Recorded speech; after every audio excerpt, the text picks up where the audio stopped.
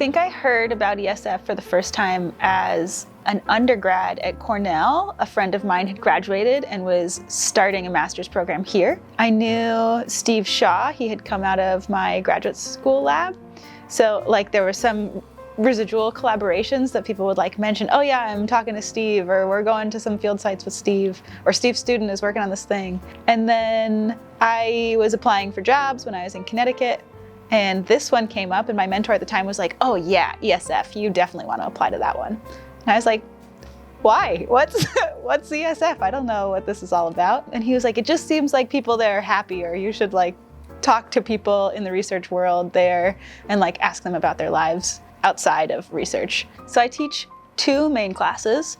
One is a required class in our department. It's engineering, hydrology, and hydraulics. So like a general hydrology class with an engineering focus. The other class that I teach is an elective. It's called Engineering Sustainable Agriculture Systems. So that one I think fits a little more neatly into a lot of the research that I've done. So it's like a nice back and forth between my work and what we're talking about in class. I would say for both of those, the engineering curriculum can be like super technical and very design or narrowly focused and saying, okay, we have some design parameters, but like that's sort of the extent that we think about interdisciplinary work. And so especially in hydrology, this like super technical, we're designing stuff for people to sustain some flood or something like that. I really try to say, okay, now like take a step back. Where is the human in this system?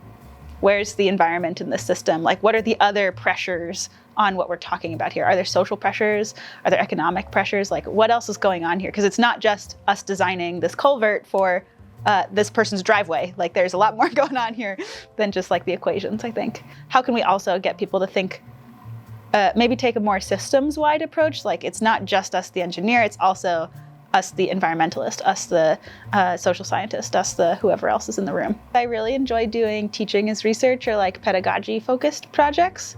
So taking some sort of practice that we do in the classroom and assessing the impact of that practice on student learning or student engagement. So like turning your classroom into an experimental space as well.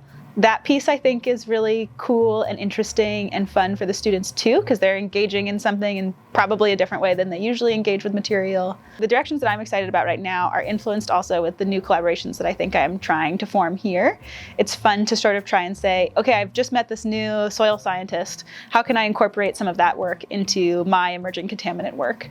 And again, sort of make it a more holistic, system-wide approach to what we're trying to do. I think that those are really fun to think about and like keep things new and exciting. A lot of folks come to me asking about ag-related jobs because there aren't a lot of people that are working in the ag space here. There's like maybe a handful of folks that think about things from an agriculture perspective. Everybody knows the big government agency, everybody knows DEC, everybody knows USGS, but there are 10 times as many small institutions around that also people can work with and apply their engineering skills and things like that. So I think that's been perhaps the most interesting conversation of those for me, where people have come and said, hey, I really want to work in the ag sphere. I didn't know I could be an engineer in the ag sphere. Do you have any ideas here? And I say, oh, for sure. There's NRCS, there's all these other, there's extension, there's all sorts of different ways that you can engage with people in that sphere and apply your engineering knowledge. That like overlap of social sciences with those more like water quality, compound transport pathways is, I think, really exciting and fun. The students that I've engaged with have been really fun.